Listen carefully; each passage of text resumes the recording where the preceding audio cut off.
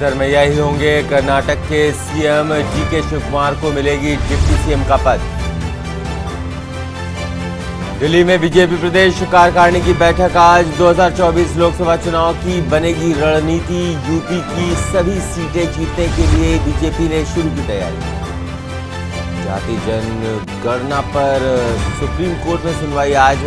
अंतरिम रोक के खिलाफ बिहार सरकार की है याचिका। बसपा की अहम बैठक आज। मिशन 2024 के लिए रणनीति बनाएगी मायावती। निकाय चुनाव में हार के बाद पहली बैठक। आगरा में G20 सम्मेलन के लिए बन रहा वेस्ट टू वंडर पार्क। कबाड़ से बनाई कलाकृतियां सारस और मोर ने मोहान्वित। यूपी, राजस्थान और झारखंड में चलेगी लू। मौसम विभाग ने जारी किया अलर्ट। यूपी के कई शहरों में तापमान बढ़ा। आप देख रहे हैं के न्यूज, खबरों का सारथी। नमस्कार, आप देख रहे हैं के न्यूज। मैं हूं आपके साथ उमादित्य द्विवेदी और इस वक्त की बेहद अहम और बड़ी खबर आपको बता दें। दिल्ली से मिल रही सिद्धरमैया होंगे कर्नाटक के सीएम। डीके शिवकुमार को मिलेगा डिप्टी सीएम का पद। बड़ी खबर, बेंगलुरु में आज शाम विधायक दल की बैठक होनी है। शनिवार 20 मई को शपथ ग्रहण की तैयारी कर ली गई है। दिल्ली से बड़ी खबर, सिद्धरमैया ही होंगे कर्नाटक के सीएम। डीके शिवकुमार को मिलेगा डिप्टी सीएम का पद।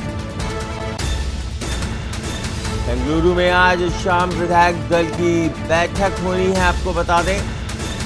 शनिवार 20 मई को शपथ ग्रहण की तैयारियां जो है वो पूरी कर ली गई हैं। दिल्ली से बड़ी खबर, सिद्धरमैया होंगे कर्नाटक के मुख्यमंत्री। डीके शिवकुमार होंगे उप मुख्यमंत्री। बेंगलुरु में आज शाम विधायक दल की बैठक होनी है। शनिवार को शपथ ग्रहण की तैयारी।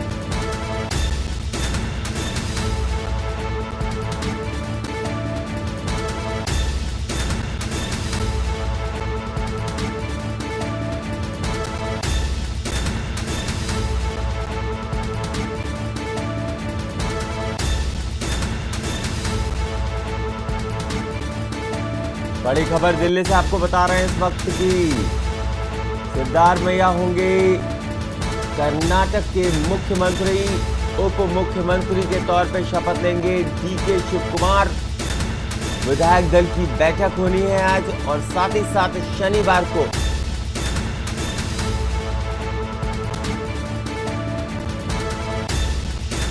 शपथ ग्रहण की तैयारी जो है वो ली गई है। शनिवार 20 मई को शपथ ग्रहण होगा। आपको बता दें, कर्नाटक में जिस तरीके से कर्नाटक में नाटक चल रहा था सीएम पद का, वो अब सस्पेंस जो है वो खत्म हो गया। साफ तौर पे सिद्धरमैया जो है उन्हें अब सीएम पद संभालना है। डीके शिवकुमार को उप मुख्यमंत्री का पद संभालना है। आज विधायक दल की बैठक होगी, उसमें बहुत सारी बातें होंगी, बहुत कुछ निकल करके आएगा वहां से। 20 तारीख को 20 मई को शनिवार के दिन शपथ ग्रहण समारोह तय कर दिया गया है। कुल मिलाकर के कांग्रेस को उसका जो कर्नाटक में मुख्यमंत्री है वो मिल गया है। पहले नाटक चल रहा था कि डीके शिवकुमार होंगे या सिद्धरमैया होंगे। हालांकि इस पूरे घटनाक्रम के बीच साफ हो गया कि सिद्धरमैया ही सीएम बनेंगे कर्नाटक के। बहुत सारे सवाल उठ रहे थे कि आखिरकार सिद्धरमैया होंगे या डीके शिवकुमार होंगे या किसी और के चेहरे पर भी कुछ बात हो सकती है, किसी और के नाम पर भी बात हो सकती है। लेकिन सिद्धरमैया और डीके शिवकुमार में दोनों में अगर तय करना था तो कांग्रेस ने तय किया सिद्धरमैया। प्रियंका गांधी की इसमें मुख्य भूमिका है। प्रियंका गांधी ने शायद डीके शिवकुमार को मना लिया है और साफ तौर पर जो कांग्रेस आलाकमान है उसने अब फैसला ले लिया है।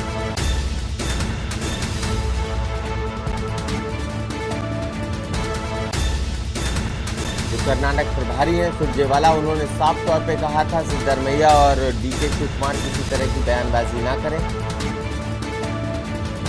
और इस बीच हमारे साथ हमारे संवाददाता दिल्ली से प्रवेश शर्मा जुड़ गए हैं, सीधा उनका रुख कर लेते हैं। प्रवेश, जो नाटक चल रहा था कर्नाटक में, अब वो खत्म हो गया है। बड़ा सवाल ये उठता है कि ये नाटक तो खत्म हो गया है, लेकिन अंदर खाने अभी भी मन में मलाल जरूर होगा। जी बिल्कुल, पिछले 3 दिन से मल्लिकार्जुन खड़गे जो कांग्रेस के अध्यक्ष है वो मंथन कर रहे थे इस बात को लेकर कि कर्नाटक के सीएम डीके शिवकुमार बनाए जाएं कि सिद्धारमैया बनाए जाएं। लेकिन कांग्रेस की बात करें, पहली पसंद सिद्धारमैया थे क्योंकि वो पूर्व मुख्यमंत्री रह चुके हैं, उनके पास अनुभव है।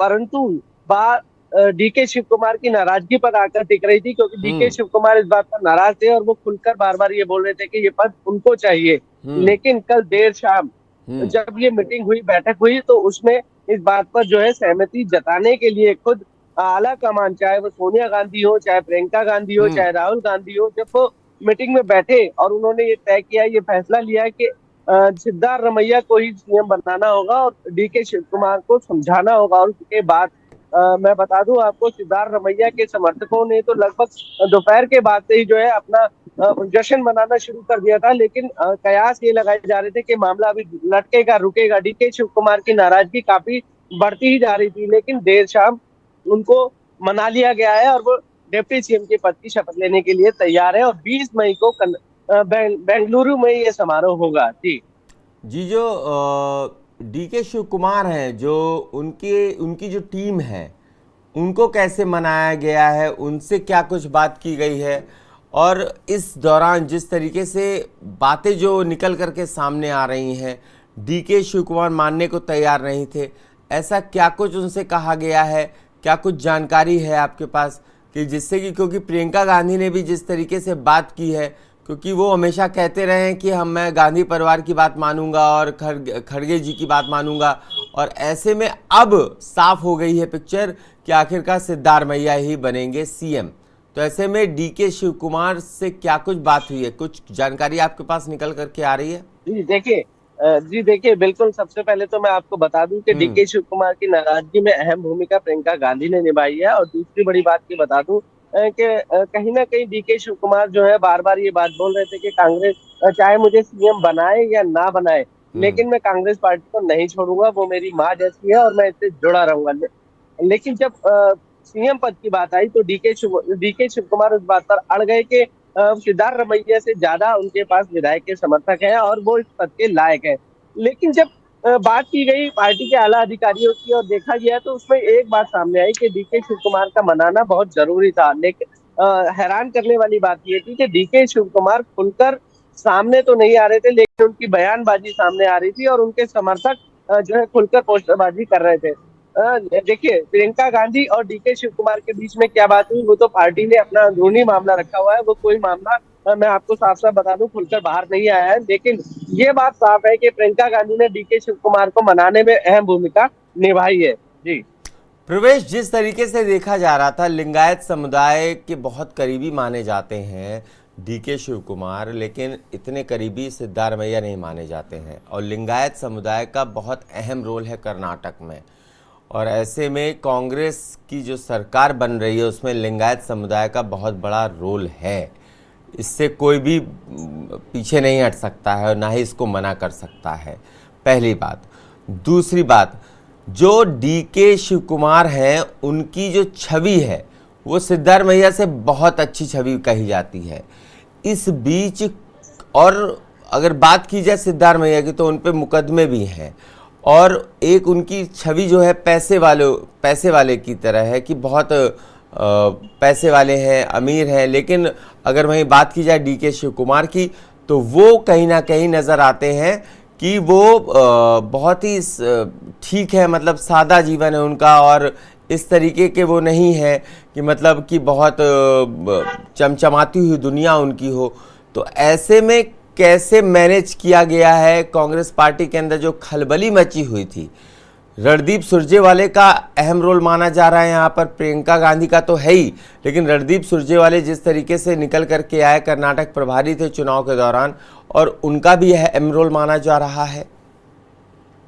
जी देखिए, सबसे पहले मैं आपके पहले सवाल का जवाब दे दूं कि जैसे कि आपने बताया लिंगायत का कर्नाटक में जीत में अहम भूमिका है और उसमें डीके शिव कुमार आते हैं, तो इसमें कोई दोहराए नहीं है, आप बिल्कुल सही कह रहे हैं। लेकिन सबसे बड़ी बात मैं आपको हम्म। बता दूं, पार्टी ने अनुभव के आधार पर तय किया है, और अनुभव की बात की जाए तो डीके शिव कुमार से ज्यादा सिद्धार्थ रमैया के पास अनुभव है। वो पूर्व मुख्यमंत्री रहे हैं, उन्होंने सत्ता को चलाया है, हम्म। और उनको इस जी। बात का अनुभव है कि अगर वो मुख्यमंत्री बनते हैं तो वो किस प्रकार से अपनी सत्ता को चलाएंगे, उनके पास वो अनुभव मौजूद है। वहीं जी। मैं दूसरी बात बता दूं कि जब कांग्रेस ने इस जीत का जश्न मनाया, तो उसके बाद पहले कयास ये लगाए जा रहे थे कि मल्लिकार्जुन खड़गे जो अध्यक्ष हैं वो सीधा सीधा एक नाम पर मोहर लगा देंगे और वो सबको मंजूर होगा। लेकिन जी। हैरान करने वाली बात है कि पहली मीटिंग में जब विधायक दल की मीटिंग हुई थी, तो उसमें डीके शिव कुमार और सिद्धार्थ रमैया एक साथ देखे गए थे, एक साथ बैठे थे और हंसी मजाक भी कर रहे थे। वहां पर किसी भी प्रकार का ये माहौल आपको देखने को नहीं मिला था कि आपसी अनबन उनकी दिखाई देगी। लेकिन जैसे जैसे समय बीता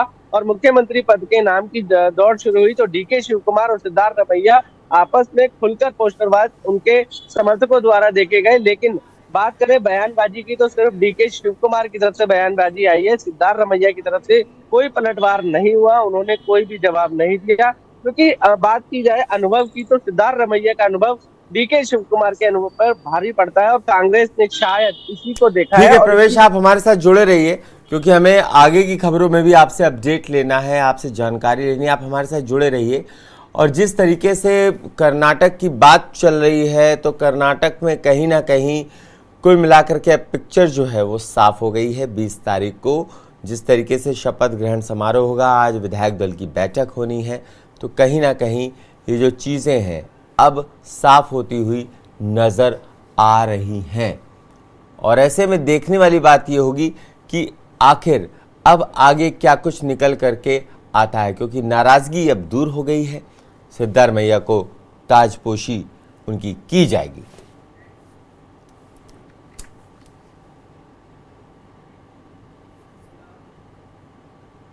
एक और बड़ी खबर आपको बता दें, दिल्ली से मिल रही है। जातीय जनगणना पर सुप्रीम कोर्ट में सुनवाई आज है। जातीय जनगणना पर सुप्रीम कोर्ट में सुप्रीम सुनवाई आज है। अंतरिम रोक के खिलाफ बिहार सरकार की है याचिका। पटना हाईकोर्ट ने जातीय जनगणना पर रोक लगाई थी, आपको बता दें। रोक के खिलाफ सुप्रीम कोर्ट में दायर की गई थी याचिका।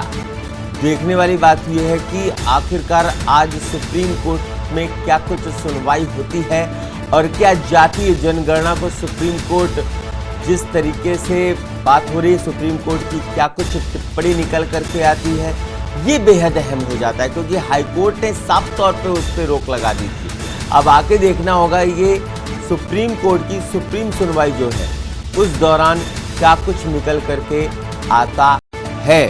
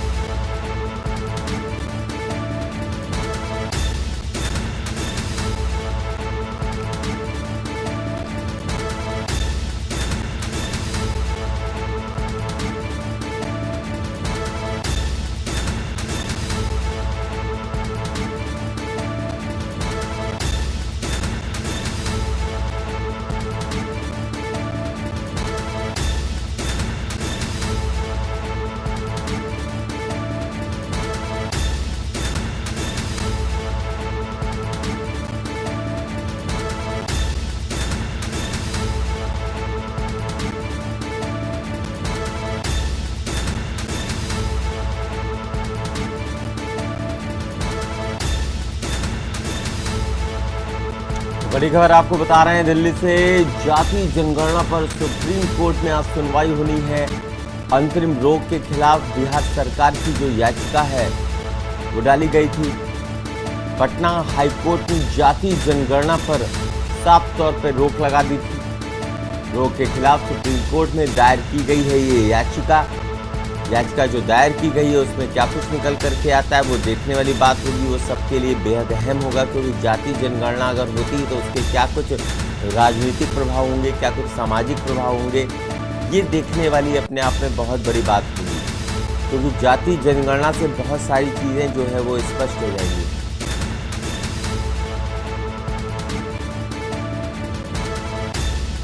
और इस बीच हमारे साथ हमारे संवाददाता एक बार फिर से हमसे जुड़ गए हैं। प्रवेश लगातार हमसे जुड़े हुए हैं, सीधा उनसे अपडेट ले लेते हैं। प्रवेश, जिस तरीके से जाति जनगणना को लेकर के हाईकोर्ट ने रोक लगाई थी, आज सुप्रीम कोर्ट में सुनवाई होने वाली है, क्या लग रहा है आपको, क्या कुछ निकल करके आएगा? प्रवेश जी देखिए, जैसे ही पटना हाई कोर्ट ने ये आदेश पारित किया था, तो उसके बाद से बिहार सरकार में खलबली मच गई थी और बिहार सरकार ने लगातार इस आदेश के खिलाफ जो है सुप्रीम कोर्ट जाने का मन बना लिया था। उन्होंने ऑर्डर पटना हाई कोर्ट के आदेश के बाद ही ये साफ साफ कर दिया था कि वो सुप्रीम कोर्ट जाएंगे, और उन्होंने ये याचिका लगभग 3 दिन पहले लगा दी थी, जिसकी सुनवाई आज सुप्रीम कोर्ट करने जा रहा है। और देखने वाली बात यह है कि सुप्रीम कोर्ट सरकार का पक्ष कितना मानता है और कितना उनके फेवर में आदेश देता है।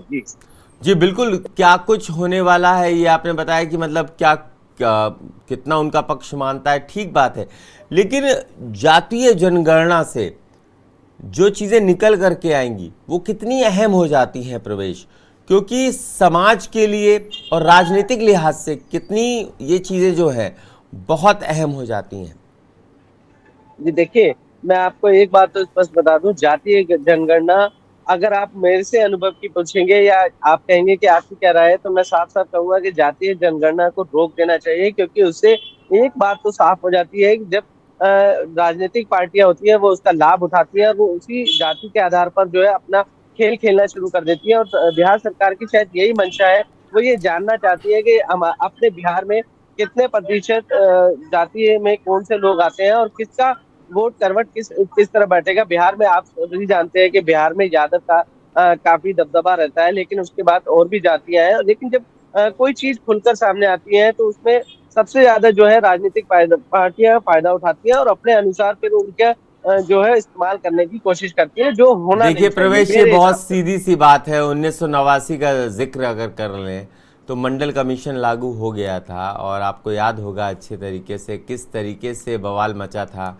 और यूपी में एक लड़के ने, जिसका नाम उमेश था, आपको याद होगा, उस लड़के ने आत्मदाह की कोशिश भी की थी, जिस तरीके से चीज़ें निकल करके आई थी। तो ये सब चीज़ें जो हैं, ओबीसी को जिस तरीके से 27.5% आरक्षण दिया गया, ठीक है, आरक्षण ज़रूरी अगर है, लेकिन ये सब जिस तरीके से आपने बात कही ना, ये बेहद अहम हो जाती है कि जाति जनगणना जो है वो कहीं ना कहीं राजनीतिक लिहाज से सही नहीं है, और ये बिल्कुल आपने बिल्कुल स्पष्ट कर दिया है। लेकिन कहीं ना कहीं ये इस परंपरा को जिस तरीके से बदलने की ज़रूरत है कि जाति और मजहब से दूर हट करके अगर बात की जाए तो बेहद अहम रहेगा। प्रवेश, आप हमारे साथ जुड़े रहिए, हम आपसे अगली खबर में अपडेट और लेंगे। और जिस तरीके से जाति जनगणना को लेकर के सुप्रीम कोर्ट में सुप्रीम सुनवाई होने वाली है वो बेहद अहम हो रही है।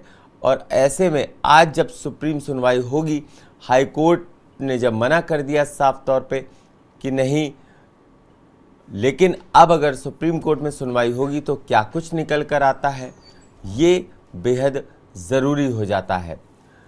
और ऐसे में ये देखना होगा कि इसके मायने क्या है, क्योंकि जब जाति जनगणना होगी तो उससे बहुत सारी चीज़ें बदलेंगी भी, बहुत सारी चीज़ों में फ़र्क पड़ेगा, बहुत सारी चीज़ों में इम्पैक्ट पड़ेगा, उसका प्रभाव पड़ेगा। राजनीतिक लिहाज से देखें तो जो जाति जनगणना है उससे जो दूरी है समाज में, जो खाई है, वो बढ़ने की आशंका ज़रूर है। देखना ये होगा कि क्या कुछ निकल करके आता है, भविष्य में क्या कुछ सुप्रीम कोर्ट में होता है, ये देखना होगा। अगली खबर का रुख कर लेते हैं। दिल्ली से अगली खबर भी है। बीजेपी प्रदेश कार्यकारिणी की आज बैठक होनी है। 2024 में जो लोकसभा चुनाव होने हैं उसको लेकर के रणनीति बनाई जाएगी, बैठक होनी है। यूपी की सभी सीटें जीतने के लिए बड़ा मंथन होना है। यूपी की सीटें जीती जाए, 80 लोकसभा क्षेत्र है आपको बता दें, और बीजेपी चाहेगी कि 80 लोकसभा क्षेत्र में ज़्यादा से ज़्यादा सीटें वो जीते, जिससे कि वो एक बार फिर से केंद्र की सत्ता हासिल कर सके, क्योंकि मोदी जी को अगर पीएम बनाना है तो यूपी जीतना बेहद जरूरी है। और ऐसे में योगी आदित्यनाथ का जिस तरीके से जादू चल रहा है, निकाय चुनाव में वो छुपा नहीं रहा है। और ऐसे में लोकसभा चुनाव में डबल इंजन की बात जरूर करते हैं योगी जी, लेकिन इस बार जब निकाय चुनाव हुआ तो सिर्फ और सिर्फ योगी जी नजर आए और योगी जी के चेहरे पर ही चुनाव लड़ा गया है। देखना ये होगा कि आखिरकार क्या कुछ निकल करके आता है, लेकिन किसी तरह की कोई कसर नहीं छोड़ना चाहती है भारतीय जनता पार्टी। निकाय चुनाव में जीत के बाद ये बड़ी बैठक है और ये बैठक 2024 के चुनाव के लिहाज से बेहद अहम हो जाती है। और ये तब अहम हो जाती है जब 2 बार केंद्र में सरकार रह चुकी है और तीसरी बार यानी हैट्रिक बनाने की जिम्मेदारी है 2014, 2019 और अब 2024।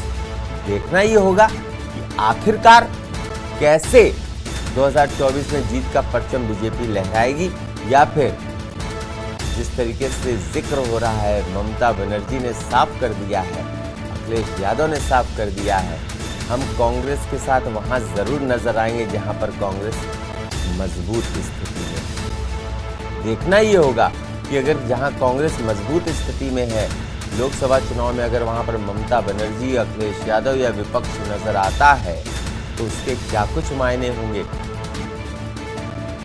और इस बीच हमारे साथ हमारे जो संवाददाता हैं लगातार हमसे जुड़े हुए हैं, लगातार अपडेट दे रहे हैं, 2 खबरों में अपडेट दे चुके हैं, हमारे साथ जुड़ चुके हैं प्रवेश शर्मा। सीधा उनका रुख कर लेते हैं। प्रवेश, क्या मायने निकाले जाएं 2024 की तैयारी, क्योंकि बीजेपी एक ऐसी पार्टी है कि एक चुनाव जीतती है तो फिर अगले चुनाव की तैयारी में जुट जाती है। प्रवेश, क्या माना जाए, इस बैठक के क्या मायने हैं? जी देखिए, बिल्कुल मैं आपको बता दूं, बीजेपी की कोर कमेटी की बैठक है और सबसे बड़ी बात मैं बता दूं, कर्नाटक की हार को बीजेपी पचा नहीं पा रही है और इसी वजह से बीजेपी ने उत्तर प्रदेश के निकाय चुनाव की जीत पर वही जश्न को फीका कर दिया था। और इसी वजह से बीजेपी जल्द से जल्द मंथन कर आगे की रणनीति तैयार कर रही है और ये जानना चाहती है कि ऐसे कौन से मुद्दे हैं, ऐसी कौन से कारण है जो बीजेपी को हार का कारण देखना पड़ा। लेकिन अभी आगे भी चुनाव होने हैं, उन चुनाव की रणनीति लेनी है। सबसे बड़ा सवाल ये है कि लोकसभा 2024 का चुनाव है, उसको देखते हुए बीजेपी किसी भी कीमत पर हार का मुंह नहीं देखना चाहती है और उसकी तैयारी अभी से शुरू करके आगे की रणनीति तैयार करना चाहती है। जी बिल्कुल प्रवेश, और जिस तरीके से देखा जा रहा है कि 2014 और फिर 2019 जीत करके बीजेपी आई है, लेकिन अब 2024 पर नजर है, हैट्रिक लगाने की ओर है। और ऐसे में उत्तर प्रदेश से ही दिल्ली का रास्ता जाता है। 80 लोकसभा क्षेत्र वाला राज्य है, आप भी जान रहे हैं, बड़ा राज्य है, सबसे ज्यादा लोकसभा क्षेत्र हैं। ऐसे में बीजेपी कोई कोर कसर नहीं छोड़ना चाहती है। बीजेपी चाह रही है कि नहीं, भारतीय जनता पार्टी जो है वो यूपी में अपना वही परचम लहराए, उसी तरीके से नजर आए जिस तरीके से पिछले चुनाव में वो नजर आई है। तो उसके लिए रणनीति बनाने में क्या कुछ बातें हो सकती हैं, बैठक के दौरान क्या कुछ निकल करके आ सकता है? जी देखिए, उत्तर प्रदेश के निकाय चुनाव में 7 मेयर की सीट बीजेपी ने जीतकर पहले तो यूपी में अपना दबदबा कायम रखते हुए ये साबित कर दिया। लेकिन बीजेपी को एक बात मालूम है कि धरातल पे जाने की आवश्यकता है और सबसे बड़ी बात यह है कि कौन से ऐसे मुद्दे हैं या कौन सी ऐसी बातें हैं जो सभी कार्यकर्ता, और मैं तो ये कहूँ, बता दूं आपको कि कोर कमेटी में जो अध्यक्ष होंगे उनके साथ सबसे पहले बीजेपी का सबसे पहला सवाल जो होता है, मैंने बीजेपी की कई कोर कमेटी अटेंड की है तो उनमें सबसे पहला सवाल जो होता है वो उनका साफ साफ कहना यही होता है कि जमीनी हकीकत बताइए कि इस वहां पर ऐसी कौन सी समस्या है जिसको लेकर जनता त्रस्त है, और जमीनी हकीकत के लिए आप खुद विधायक हो, सांसद हो, जमीनी हकीकत पे जाइए और वहाँ की जनता की राय लीजिए और उसके बाद इस मुद्दे को बात कीजिए कि कुल मिलाकर के जो जनता की नब्ज है उसको टटोलिए कि आखिरकार जनता क्या कुछ, जनता जनार्दन क्या कुछ चाह रही है। बिल्कुल बिल्कुल प्रवेश, आप हमारे साथ बने रहिए क्योंकि अगली खबर पे भी आपसे अपडेट हमें लेना ही पड़ेगा। तो कुल मिलाकर के आज जिस तरीके से बैठक होनी, देखना ये होगा कि भारतीय जनता पार्टी क्या कुछ रणनीति बनाती, कैसे 2024 की नैया पार होगी, देखना ये होगा।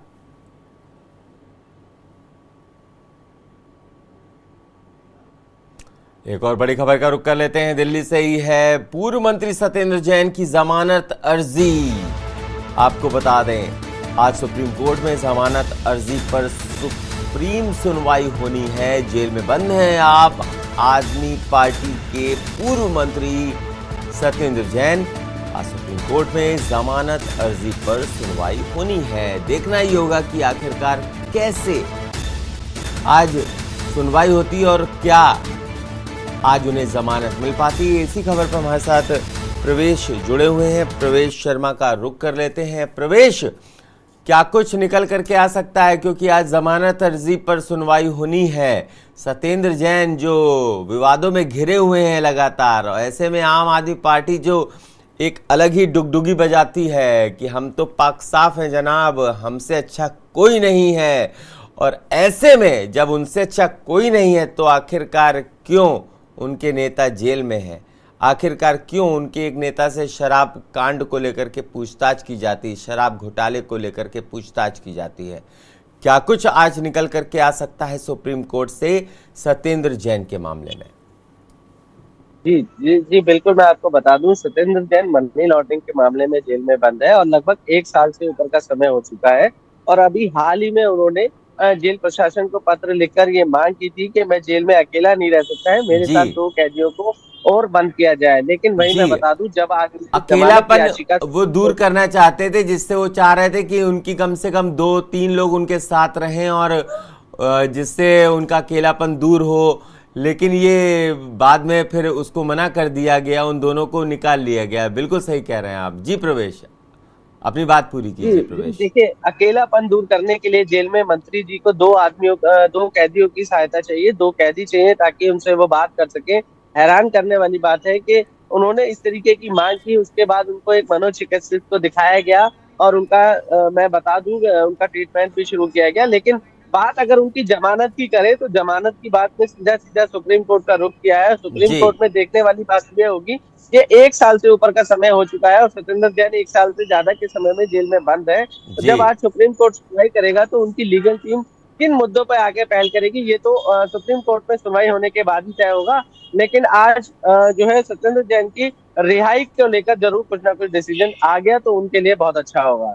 जी बिल्कुल प्रवेश, जिस तरीके से हमारे देश का संविधान देख लीजिए, कानून देख लीजिए, किस तरीके से मंत्री जी को 2 लोग चाहिए और उन्हें मुहैया भी करा दिए जाते हैं कि भाई आप अकेले मत रहिए साहब, आप चाहे कुछ भी कर लीजिए, लेकिन आपका अकेलापन दूर करने के लिए हम 2 लोगों को ज़रूर आपके साथ रखेंगे। और ये हो भी जाता है बाद में, हालांकि मना हो जाता है। अगर ये मना नहीं होता तो शायद क्या बात थी। और पहले भी कई वीडियोस आए हैं जिसमें उनको अच्छा खाना और सारी चीज़ें उनको अलग से बंदोबस्त किए जाते थे। प्रवेश, आपका शुक्रिया हमसे जुड़ने के लिए और इस पर तमाम जानकारी देने के लिए और सभी खबरों पर ताज़ा अपडेट देने के लिए। तो सत्येंद्र जैन साहब है, मंत्री हैं, आम आदमी पार्टी है भाई, आम आदमी पार्टी है। और आम आदमी पार्टी, अगर आम आदमी पार्टी खास हो जाए, जिस तरीके से केजरीवाल साहब कहते हैं हम तो भैया आम आदमी हैं, पहले तो बहुत खांसते थे, ठीक हो गए भाई जनाब, अब उनके जो मंत्री हैं वो जेल में हैं और जेल में होने के बावजूद जिस तरीके से वो चर्चा करते हैं, बातें करते हैं, कहते हैं अकेलापन दूर करने के लिए 2 आदमी दे दीजिए साहब, उनको 2 आदमी दे भी दिए जाते हैं। वाह रे कानून, हमारे देश में ऐसे मंत्रियों की क्या जगह है, ये देखने वाली बात है। फिलहाल इस बुलेटिन में इतना ही। आप देखते रहिए के न्यूज़ इंडिया।